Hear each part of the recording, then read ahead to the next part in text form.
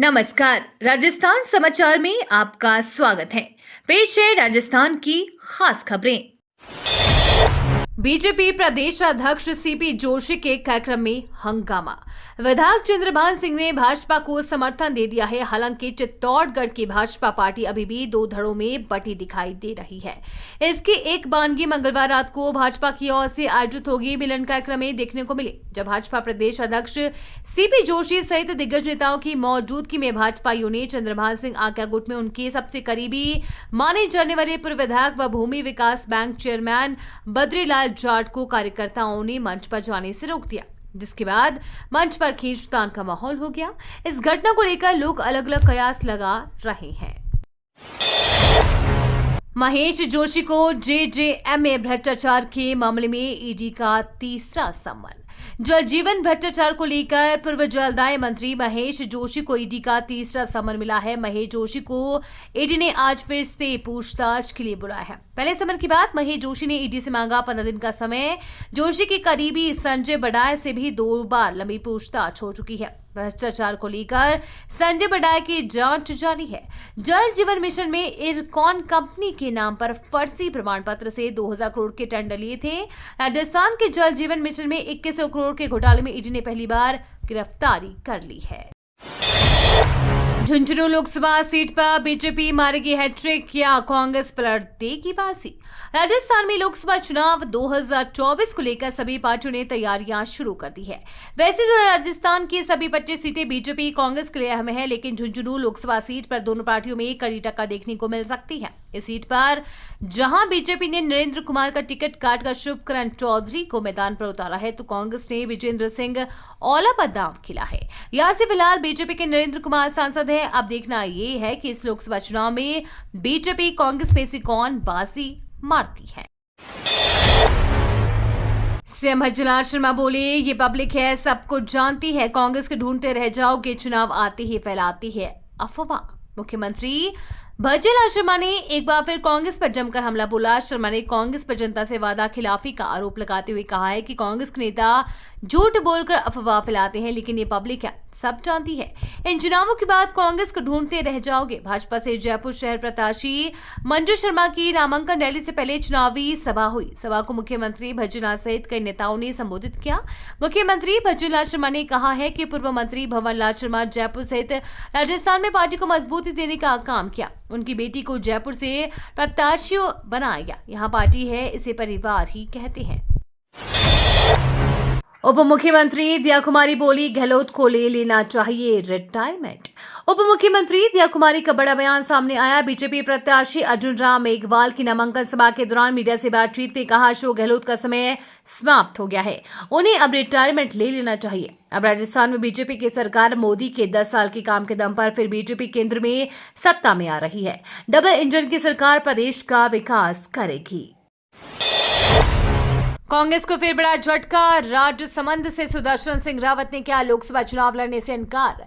लोकसभा चुनाव से पहले राजस्थान में एक बार फिर कांग्रेस को बड़ा झटका लगा है। राजसमंद से कांग्रेस उम्मीदवार सुदर्शन सिंह रावत ने चुनाव लड़ने से इनकार कर दिया है। इतना ही नहीं, उन्होंने पीसीसी चीफ गोविंद सिंह डोटासरा को एक पत्र लिखकर अपनी बात कही है। उन्होंने चुनाव से ठीक पहले अपनी असमर्थता जताई है। उन्होंने अपने पत्र में लिखा है कि मैंने पहले ही पार्टी के शीर्ष नेताओं से लोकसभा चुनाव लड़ने के लिए असमर्थता जताई थी। 2 महीने के विदेश दौरे पर रहने के कारण चुनाव लड़ने की असमर्थता जताई थी। इतना ही नहीं, सुदर्शन सिंह रावत ने उनकी जगह किसी युवा को लोकसभा प्रत्याशी बनाने की अपील की है। राजस्थान में निकली कांस्टेबल की भर्ती, 12वीं पास के लिए मौका। राजस्थान पुलिस भर्ती बोर्ड ने पुलिस कांस्टेबल की भर्ती निकाली है। पुलिस कांस्टेबल पद के लिए 12वीं पास आवेदन कर सकते हैं। ये भर्ती खेल कोटे के अंतर्गत हो रही है, इसलिए उम्मीदवार को राष्ट्रीय अंतर्राष्ट्रीय यूनिवर्सिटी लेवल का खिलाड़ी भी होना जरूरी है। इस भर्ती के लिए ऑनलाइन आवेदन ऑफिशियल वेबसाइट sso.rajasthan.government.in पर जाकर करना है।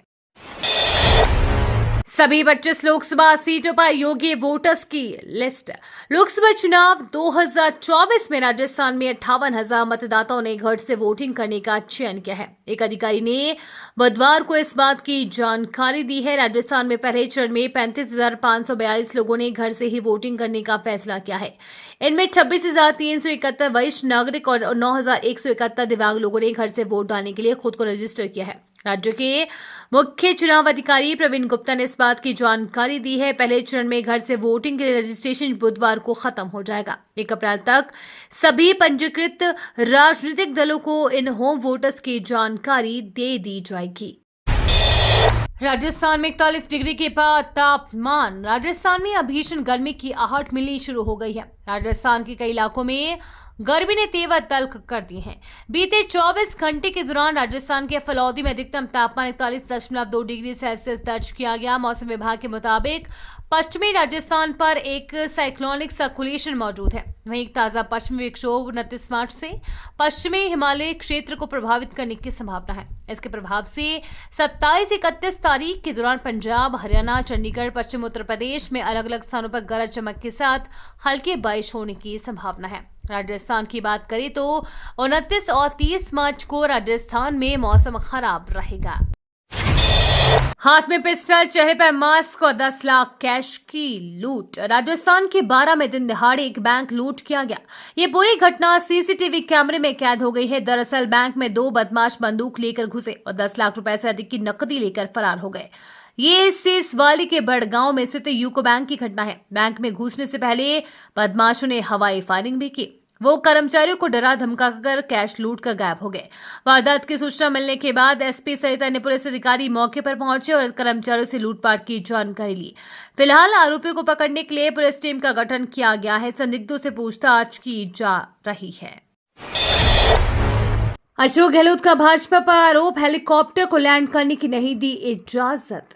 कांग्रेस प्रत्याशी गोविंद मेघवाल की सभा को संबोधित करने के लिए पूर्व मुख्यमंत्री अशोक गहलोत, प्रदेश कांग्रेस प्रभारी सुखजिंदर सिंह रंधावा और प्रदेश कांग्रेस अध्यक्ष गोविंद सिंह डोटासरा तय कार्यक्रम से करीब 4 घंटे देरी से बीकानेर पहुंचे। दरअसल शुरू में कांग्रेस प्रत्याशी के नामांकन के बाद हुई सभा में शामिल होने के लिए तीनों नेताओं को हेलीकॉप्टर से बीकानेर आना था, लेकिन बताया जा रहा है कि ऐन वक्त पर उनके हेलीकॉप्टर को बीकानेर लैंडिंग की परमिशन नहीं मिली। इस पूरे मामले पर प्रदेश कांग्रेस के अध्यक्ष गोविंद सिंह डोटासरा ने भी सोशल मीडिया प्लेटफॉर्म एक्स पर पोस्ट कर हेलीकॉप्टर उड़ान की परमिशन रद्द करने का आरोप लगाया है।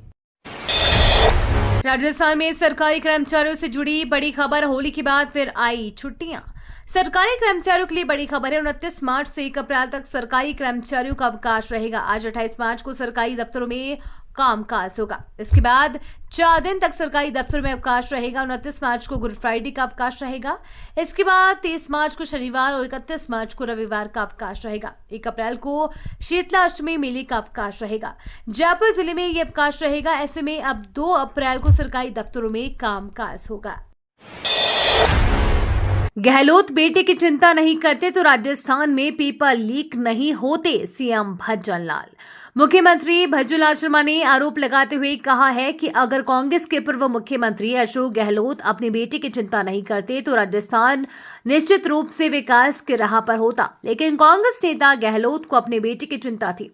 सीएम शर्मा ने अलवर में भारतीय जनता पार्टी के प्रत्याशी एवं केंद्रीय मंत्री भूपेंद्र यादव की नामांकन सभा को संबोधित करते हुए बुधवार को ये बात कही। उन्होंने कहा कि कांग्रेस के नेता सोनिया गांधी को राहुल गांधी की चिंता है और इनको राजस्थान के युवाओं की कोई चिंता नहीं थी। सत्यपाल मलिक ने की देशवासियों से अपील, मोदी सरकार को हरा दो। पूर्व राज्यपाल सत्यपाल मलिक ने एक बार फिर मोदी सरकार पर निशाना साधा है। उन्होंने देशवासियों के नाम अपील जारी करते हुए सभी से मोदी सरकार को खाड़ फेंकने का आह्वान किया है। मलिक ने एक्स पर लिखा है कि यदि मोदी सरकार फिर से सत्ता में आई तो आपके बच्चों का भविष्य अंधकार में हो जाएगा। उन्होंने कहा कि इस बार यदि आप चौका या मौका चूक गए तो फिर आपको कभी वोट का अधिकार ही नहीं मिलेगा। गडकरी ने कहा सैटेलाइट से कटेगा toll tax, national highway network को अमेरिका के बराबर बनाना है। केंद्रीय सड़क परिवहन और राजमार्ग मंत्री नितिन गडकरी ने कहा कि सरकार जल्द ही टोल टैक्स कलेक्शन सिस्टम को पूरी तरह से बदलने वाली है। अब टोल प्लाजा पर टैक्स का भुगतान करने के बजाय एक सैटेलाइट आधारित टोल संग्रह प्रणाली लागू होगी।